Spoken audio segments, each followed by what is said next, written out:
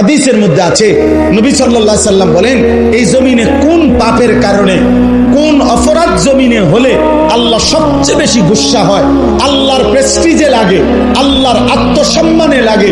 খোদার কসম নবী বলছে, কোন বান্দা জমিনে যখন কোন নারী পুরুষ জিনা করে, ব্যভিচার করে, তো আল্লাহর প্রেস্টিজে, আত্মসম্মানে, আল্লাহর গায়রতের মধ্যে সবচেয়ে বেশি আঘাত লাগে।